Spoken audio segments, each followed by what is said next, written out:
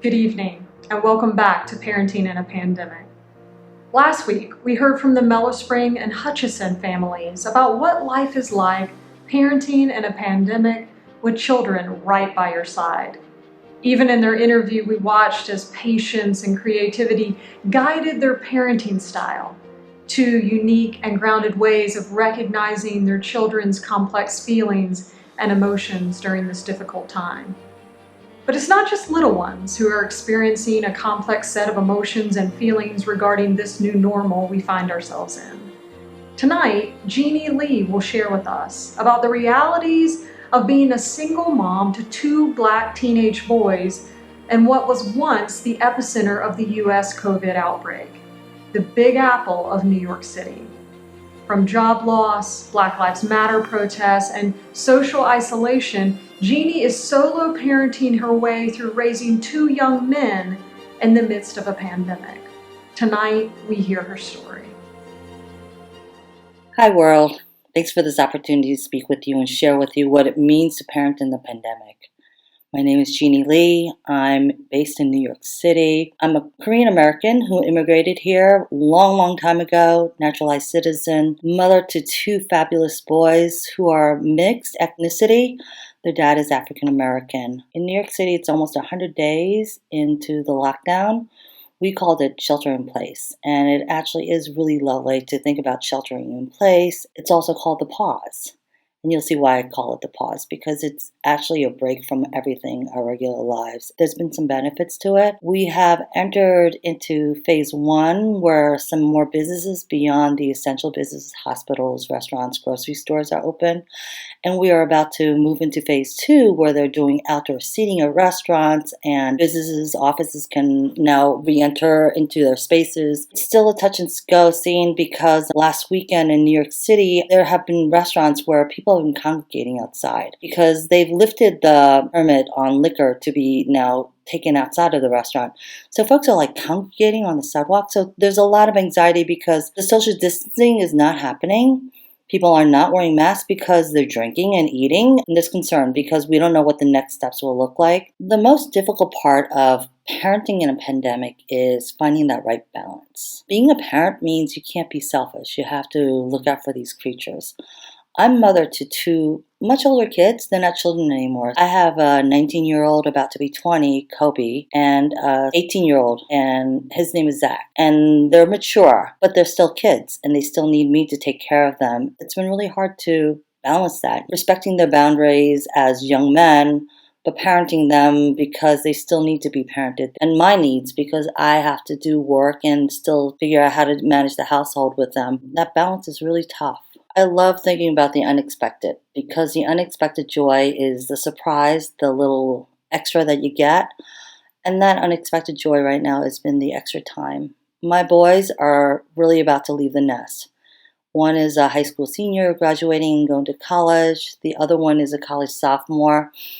And I actually shouldn't, have this time with them necessarily because they will be out in the world doing their own thing, either living at school or having a job, and this has caused us to stop and lean into each other. It's not just the time, it's a quality of time, because usually we're too tired to even spend time together. We have busy schedules. We're all running in different directions, seeing our own friends, doing our own thing. Socialization is with each other.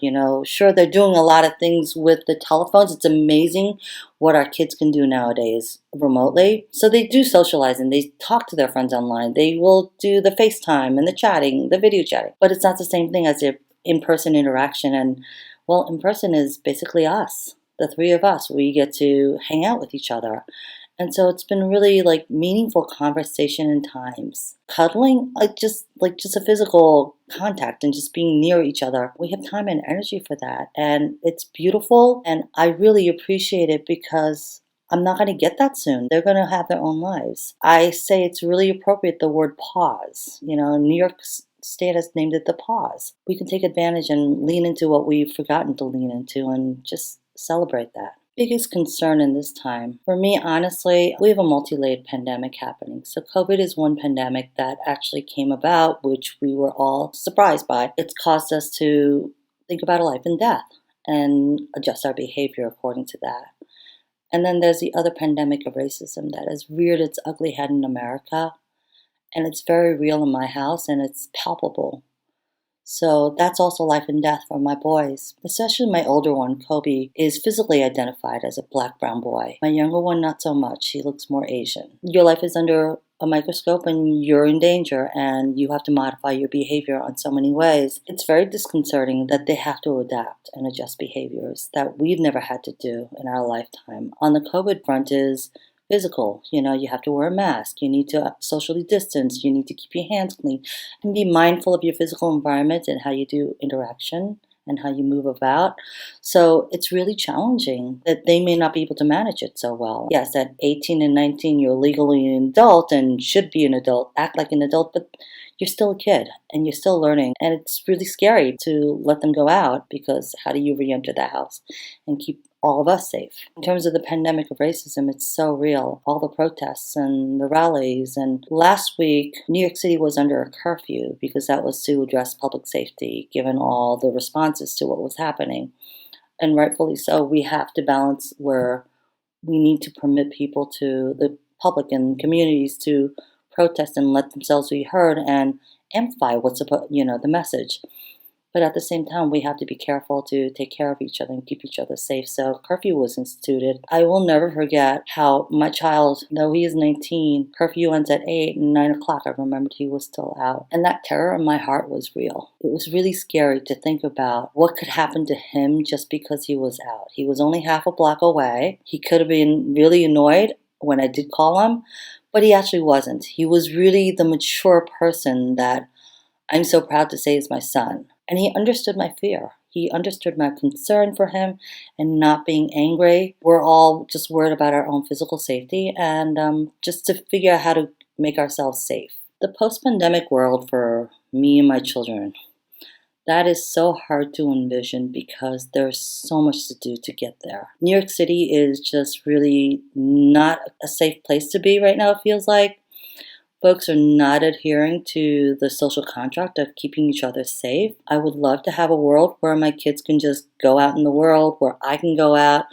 We don't need to be worrying about each other because of what we may or may not have been exposed to. And also just physical safety-wise, addressing what is happening with policing and how my kids are profiled because of the color of their skin, the texture of their hair, the way they look, and the way they even carry themselves because they've been raised in New York City, in Washington Heights and Harlem. There is a culture, there's a way of holding your body and speaking, not to be judged and stereotyped over that. It's to have a world where you see the humanity in each other and you celebrate that and you invite that in. And I just want a place where they can be who they want to be and can be. I want to be that too for myself and for everyone here.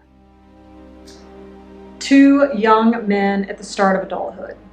A single mom carrying the weight of being solo provider, solo parent, and solo protector of her two black children. Sheltered in place during a viral pandemic in one of the most densely populated cities in the United States. Jeannie found her courage to keep going by remembering that these two young men were depending on her. But what is the future of our young adults?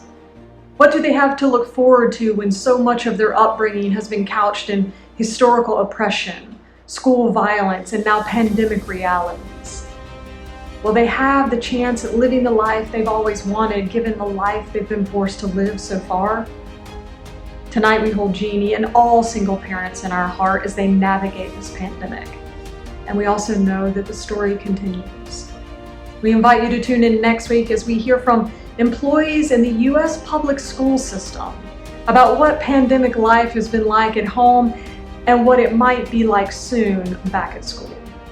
Stay safe, stay well, and good night.